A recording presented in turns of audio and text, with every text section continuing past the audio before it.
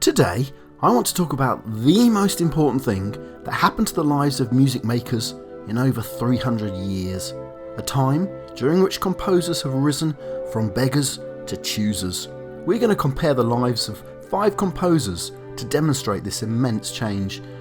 And I want to reveal the even larger historical forces behind this change. Forces that have transformed our attitudes to music right up to today. To explain, we need to rewind to the 18th century, where we find Bach writing a covering letter to the Margrave of Brandenburg for his newly produced Brandenburg concertos.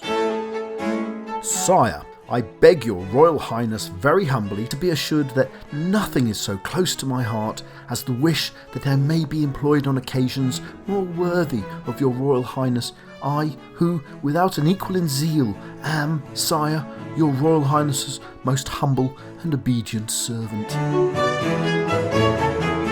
You can almost hear the knees scraping, but that's how business was done in Bach's day.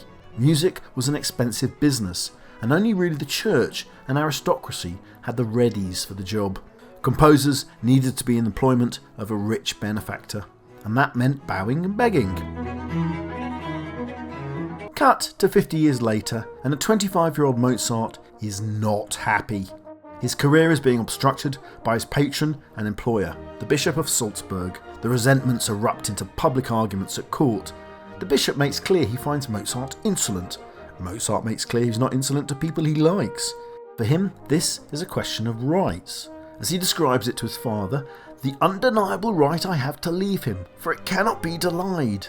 In a final furious row, Mozart is booted out of court. Literally. The bishop's chamberlain, in Mozart's own words, throws me out of the room and gives me a kick up the backside. Mozart leaves for Vienna. He goes freelance. It's 1781, and the times, they are a-changin'. They're just not quite changing fast enough for the doomed to die young Mozart. Beethoven, next generation to Mozart, is on the right side of that change. Beethoven chooses his own patrons. He's actually rude to a number of them, even having a full argument with Count Linowski when asked to play for some French officers.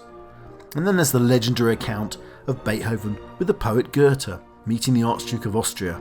Goethe bows, but Beethoven remains stubbornly upright and defiant, whispering, according to some versions of the story, they should be bowing to us. This is a story that's stuck with us, no matter how true it actually is. And that's because it's a story that resonates with history. When the legend becomes fact, print the legend. There's a change in the air, and it's big. Come the next generation, that change has accelerated to an extent that would be unrecognisable to a Bach from over 100 years ago. Now, the composer and performer Franz Liszt plays to packed venues filled with adoring women who supposedly faint at his musical charm. Lisztomania is in full swing.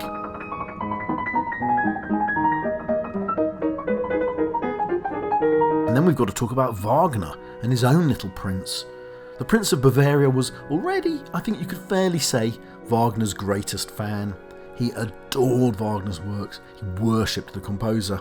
And when he became King Ludwig of Bavaria in 1864, he used his additional leverage to persuade Wagner to move to Munich, with a deal that included paying off all the composer's rather large debts, not to mention the construction of a grand new opera house built exactly to the composer's specifications at Bayreuth. He sends for me twice a day. I fly to him as a lover, Wagner wrote caustically to a friend that same year. We sit for hours, lost in each other's gaze. Ludwig was in love with the composer's music, and probably with Wagner himself. Wagner was in love with Ludwig's purse. Picture again Bach diligently grovelling to his Margrave, and how the wheel has turned. Something huge has changed society's attitude to music makers, a change that's remained true right up to today, where music stars are amongst our planet's most recognised figures. A third of the names on a most famous list I chose totally randomly had names that were music stars. So, what happened? Well, this revolution was backgrounded by a rather larger revolution that took place in 1789, just 2 years before Mozart's death, and that ripped a massive fissure line across history. Kick-started by the Enlightenment, with its new ideas about society, rights, privilege and hierarchy that had spread across the globe and come to a revolutionary climax in France, 1789, with the French state literally losing its head. For the first time in Europe, a monarchy is supplanted by popular revolution in a major European industrialised state. And just 10 years earlier, Britain also faced a popular revolution that would lead to the establishment of a new republic stripped of kings and queens, the United States of America.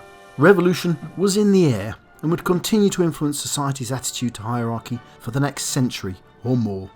Being a king or a duke meant increasingly less, but being a musician increasingly more. Society seemed to need to elevate other figures to fill the gaps left by the revolution and change. It's ironic that the myth of the destitute artist really only took hold during the 19th and 20th centuries, when artists became richer and more celebrated than ever. I mean, just ask yourself, who's the real royalty today? Please like and subscribe.